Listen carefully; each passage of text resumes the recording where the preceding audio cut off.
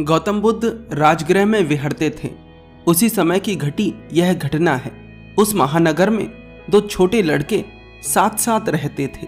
वे हर खेल एक दूसरे के साथ खेलते थे। अनेक प्रकार के खेल वे खेलते थे। आश्चर्य की बात यह थी कि एक सदा हारता था और दूसरा सदा जीतता था। और भी आश्चर्य वाली बात यह थी कि जो हमेशा जीतता था वह हारने वाले से सभी दृष्टियों में कमजोर था।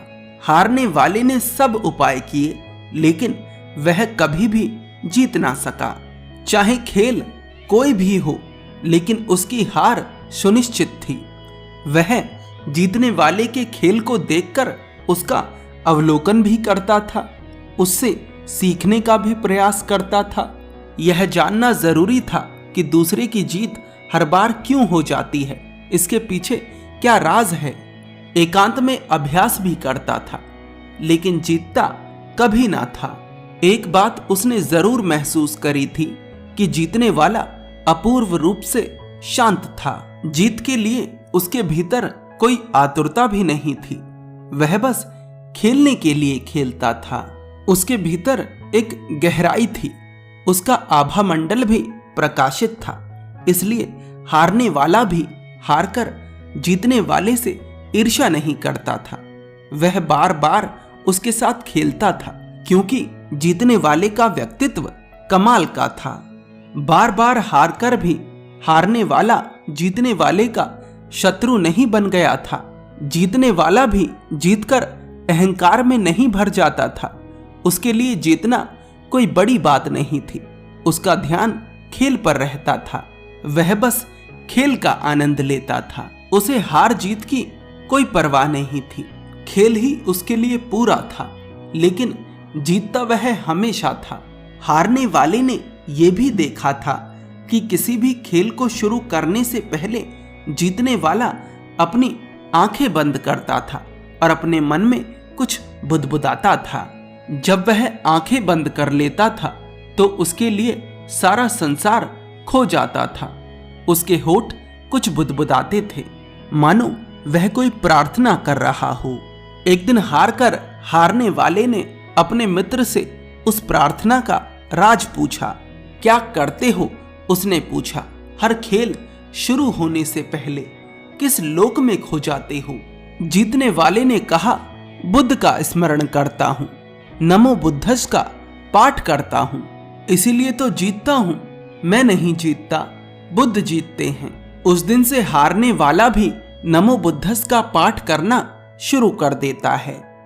कहने को तो यह कोरा अभ्यास था लेकिन धीरे धीरे उसे इसमें रस आने लगता है।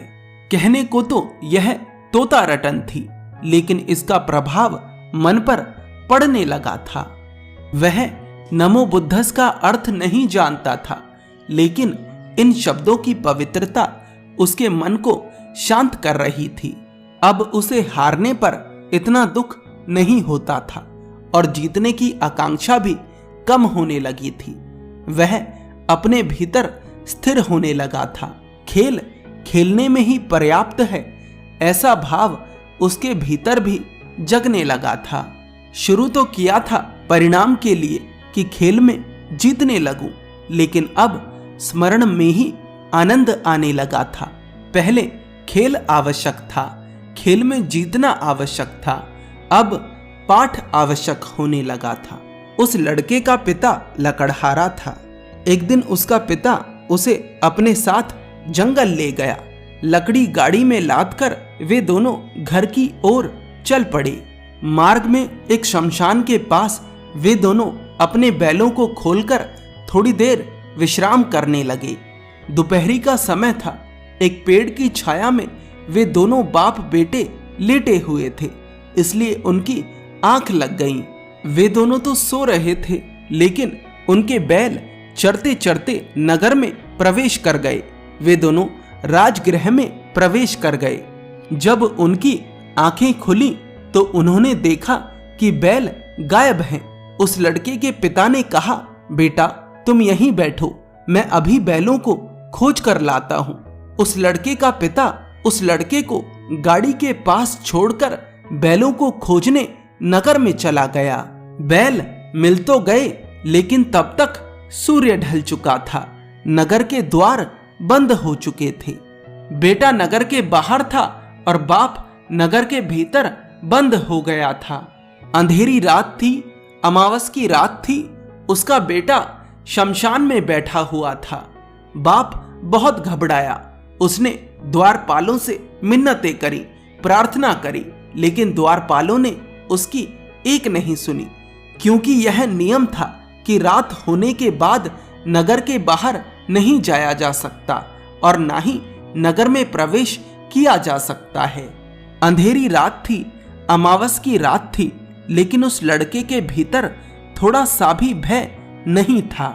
भय तो दूर की बात है, उसे तो बड़ा मजा आ रहा था। ऐसा एकांत, ऐसी शांति उसे कभी मिली ही नहीं थी। सारा नगर सोया हुआ था। चारों तरफ एक सन्नाटा था, एक शांति थी। वह लड़का बैठा और आंखें बंद करके नमो बुद्धस का पाठ करने लगा। नमो बुद्धस, नमो बुद्धस, नमो बुद्धस कहते कहते कब आधी रात बीत गई, उस लड़के को पता भी ना चला। और फिर उस रात एक ऐसी घटना घटी जिसके लिए बड़े बड़े ज्ञानी अपना पूरा जीवन खपा देते हैं। पहली दफा उस लड़के को ध्यान की झलक मिली, समाधि की झलक मिली। शांति तो मिली थी अब तक, मजा भी आ रहा था, लेकिन वह बूंद बूंद था। लेकिन आज उसने डुबकी लगा दी थी। उसने वो जान लिया था जिसको जानने के लिए बड़े बड़े ज्ञानी तरसते हैं। जो परिस्थिति किसी और के लिए मौत बन सकती थी, वही परिस्थिति उस लड़के के लिए वरदान बन गई। शुरुआत शब्दों से हुई थी और शब्द ही शब्दों के पार ले गए। यह कहानी हमें कई चीजें सिखाती है, जैसे आप शुरुआत कैसे भी करें, बस आपको जिज्ञासा के साथ आगे बढ़ते रहना है। बाहर की परिस्थिति चाहे कितनी भी खराब क्यों ना हो, वह हमारा तब तक कुछ नहीं बिगाड़ सकती जब तक कि हमारी मनस्थिति खराब ना हो जाए। अगर सत्य को जानना चाहते हो तो एक बच्चे के जैसे हो जाओ, सरल और जिज्ञासु।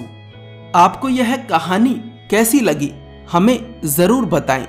गौतम बुद्ध के जीवन पर आधारित इस ईबुक को जो लोग प्राप्त करना चाहते हैं, उनके लिए लिंक डिस्क्रिप्शन में है। धन्यवाद।